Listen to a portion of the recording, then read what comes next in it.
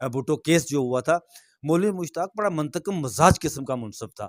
وہ رائٹر لکھتا ہے اپنی کتاب میں کہ جب کیس کی سماعت ہو رہی تھی، ان کا ٹرائل ہو رہا تھا، تو اگر بھٹو کو میں آج بھی سمجھتا ہوں کہ بڑا خوددار لیڈر تھا. میں اس کی جو لیڈری تھی بھٹو کی، جو اس قد کاٹ کا لیڈر پاکستان میں کوئی پیدا نہیں ہوا.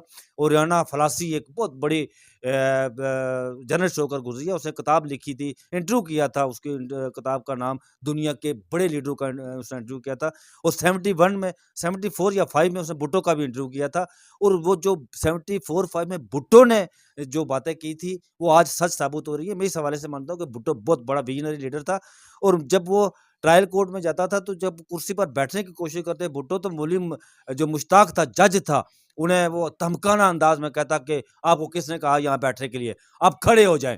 کئی دفعہ وہ فائل اٹھا کر میز پر پٹک دیتا. بڑا منطقی مزاج تھا. اور وہی ساری